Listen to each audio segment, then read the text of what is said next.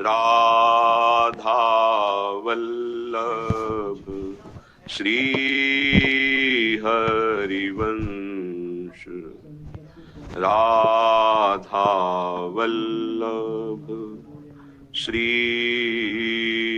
हरिवंश। वृंदावनेश्वरी तवैव पदारविन्दम् प्रेमामृतैकमकरन्द रसौघपूर्णम्। हृद्यर्पितं मधुपते स्मरतापमुग्रं निर्वापयत् परमो शीतलमाश्रयामि, परम शीतलमाश्रयामि।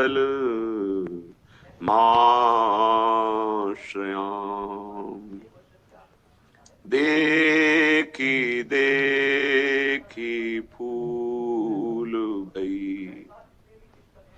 देखी देखी फूल भई, प्रेम के प्रकाश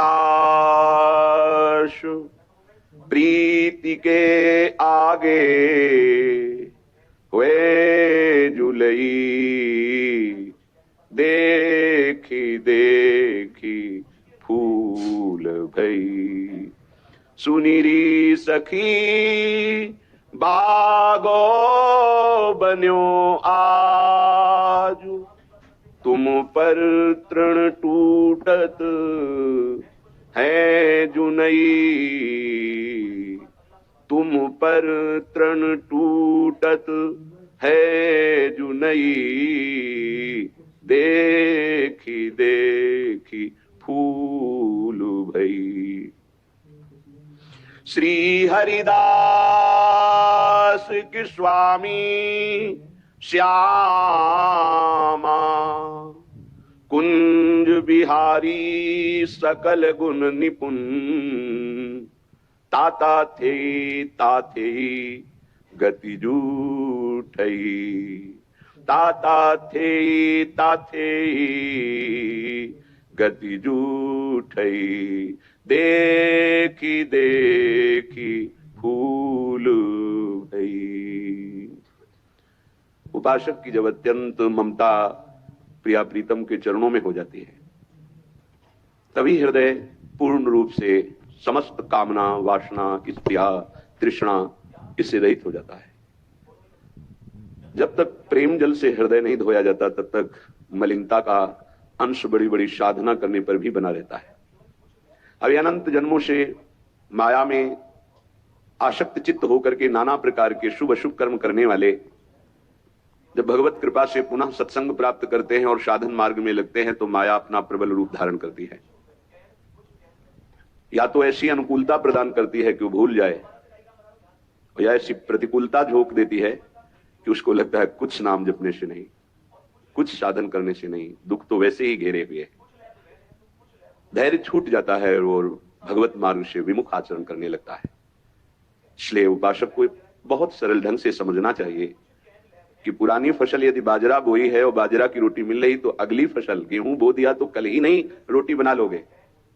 5-6 महीने लगेंगे किसान मेहनत करके, खेती तैयार करके, दाना बो करके, सींच करके, संभाल करके, फिर भी वो अतिवृष्टि, अनावृष्टि, ओले वृष्टि आदि से बच जाए, सुरक्षित हो जाए, तो सुरक्षित अनाज घर आ जाए, फिर वो पीस कर रोटी बना सकता है।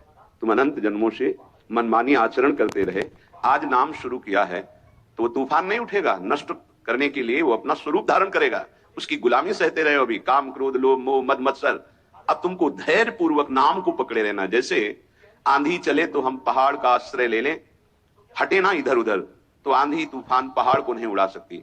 ऐसे ही श्री भगवान कह रहे, मामेव ये प्रपद्यन्ते माया में ताम तरन्ति। माया का तूफान आएगा पर तुम मेरे चरणों को पकड़े रहना, छोड़ना नहीं। पर ये जिनका मलिन हृदय है ना, वो सोचते हैं 4 दिन नाम जप करेंगे सारे दुख मिट जाएंगे।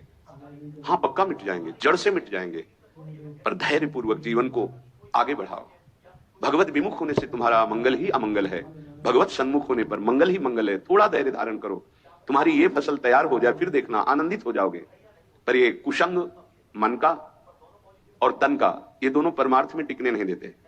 जहां ऐसे मित्र जन मिले जो गलत आचरण करने वाले होते हैं, वो पूछते हैं तुमने शराब छोड़ दिया, मांस छोड़ दिया, तुम नाम जप करने लगे, कुछ लाभ हुआ? अरे कुछ नहीं होने वाला, तुम देख लो करके।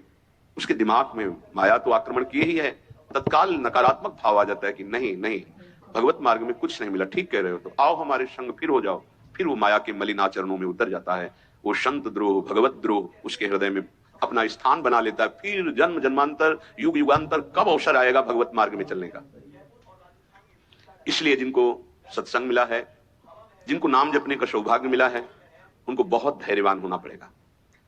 इसको ऐसे पकड़ना होगा कि जैसे हम बहुत बीमार हैं और इस औषधि के सिवा हमारा कोई रास्ता नहीं बचने का, अब हमको औषधि खानी ही है।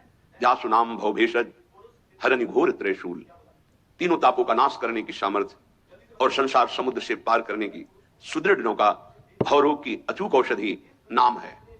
हमारा भाव बने न बने, भाव बिगड़ जाए, कोई बात नहीं, तुम नाम मत छोड़ना, हमारी प्रार्थना मानना, नहीं तो ये तूफान माया का आपको उड़ा ले जाएगा, परमार्थ में नहीं खड़ा होने देगा। बहुत धैर्य पूर्वक दीर्घ काल तक चला जाता है। धैर्य कहते हैं लाभ मिले ना मिले, हानि मिले, अपमान मिले, सम्मान मिले, हम किसी भी स्थिति में अब नाम नहीं छोड़ सकते। वो जीत जाएगा माया से। विपक्ष बहुत जोरदार है, आप क्या समझते हो? आप भगवान के अंश हो, ये भूल चुके हो, लेकिन वो नहीं भूली, वो भगवान की शक्ति है। भगवान कह रहे हैं मम माया दुरत्य, मम माया, मम मेरी है। जैसे ममयुवांश हो, आपको बोला तो विपक्ष को भी बोला मम माया। अब आपको सावधान करने के लिए भगवान ही संत, गुरुदेव, शास्त्र इस रूप में संबोधन करते हैं। तो अगर आप इनकी बात मान जाओगे तो माया भगवती कृपा करेंगे और अपना प्रभाव समेट लेंगी।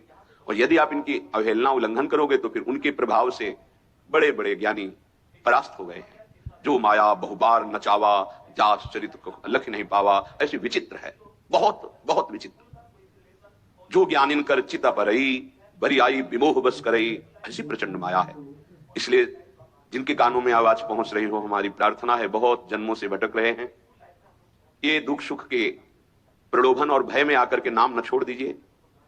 ऐसा भी हो सकता है कि नाम जपना शुरू करें, आपकी नौकरी लग जाए, आपका काम बन जाए, आपकी अनुकूलता बढ़ जाए। ये नाम का फल नहीं है, ध्यान रखना, ये नाम का फल नहीं है। हम स्पष्ट आपको कह रहे हैं कि जब से आपने नाम जपना शुरू किया आपका सब मंगल होने लगा, ये नहीं है। ये आपके पुण्यों का है, पूर्व पुण्यों का है। ये नाम आपको सामर्थ्य देखा, दुख और सुख दोनों सहकर परमानंद की प्राप्ति। ये विषयानंद नाम के फल से नहीं। आप नाम जपना शुरू किए, सब कुछ बिगड़ना शुरू हो गया, ये नाम का फल नहीं है। ये आपके पाप नष्ट हो रहे हैं। विवेक पूर्वक चलिए। अगर विवेक नहीं धारण करेंगे तो फिर सब मार्ग छूट जाएगा। विवेक इसी से उत्पन्न होता है, सत्संग से। जहां विवेक जागृत हुआ वो आपको टिका देगा परमार्थ में, नहीं तो बहुत बलवती भगवान की माया है। जब लोगों के विचार सुने तो लगता है कैसे निकल पाएंगे इस माया से। आप निकलना ना चाहे तो किसी की सामर्थ्य नहीं कि आपको निकाल सके। स्वयं श्री भगवान आपके हृदय में बैठे हैं। क्या हो रहा है? दुर्गति हो रही। क्यों? क्योंकि आप नहीं निकलना चाहते। इसलिए भगवान हृदय में बैठे हैं, नहीं निकल पा रहे हो, बात मान लो। आप निकलना चाहो तो निकल सकते हो, आप न निकलना चाहो तो किसी की ताकत नहीं कि आपको इस माया प्रपंच से निकाल सके। इसलिए आपसे प्रार्थना है कि आप निकलने की कोशिश कीजिए। इसका बड़ा ही प्रलोभन और भुलावा प्रभाव है। प्रलोभन और भुलावा एक क्षण में भुला दे सारे ज्ञान विज्ञान को और अपने में आकर्षित कर दे, उसका नाम माया। ऐसे प्रलोभन फेंक दे कि जानबूझकर तुम भगवान को भूल जाओ और उन प्रलोभनों में लग जाओ, उसका नाम माया। सावधान हो जाइए। इसके प्रलोभनों में, इसके भोगों में आज तक कभी कोई सुखी और तृप्त नहीं हुआ। तुम्हें अब जो मार्ग मिला है ये तृप्ति का मार्ग है। तृप्त हो जाओगे, हाथ उठा के कहोगे अब कछुनाथ न चाहिए मोरे। देख लेना, चलो तो आगे।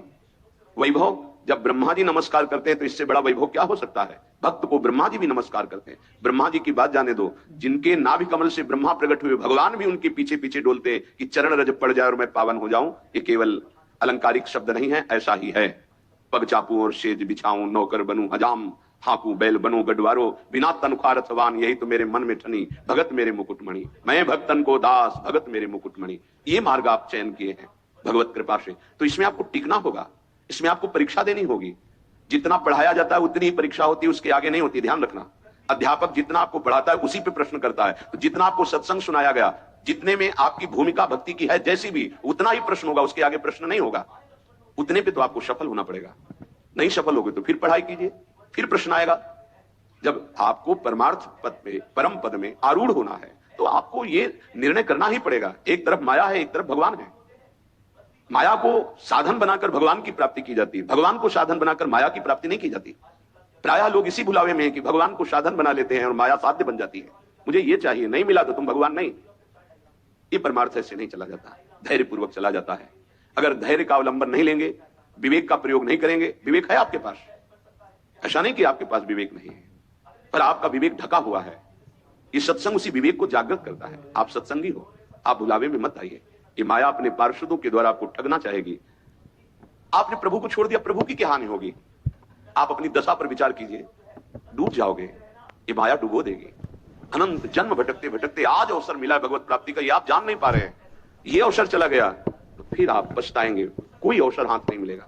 पशु पक्षी बनने के बाद विवेक एकदम ढका रहता है, केवल उतना ही काम करता है, आहार विहार मैथुन निद्रा, बस। वो भगवत प्राप्ति करनी है, मेरा नया जन्म होगा, कुछ विवेक नहीं रहता। आप में ये विवेक जागृत है। आप विवेक पूर्वक परमार्थ को पकड़िए, इस माया की चालों को मत देखिए।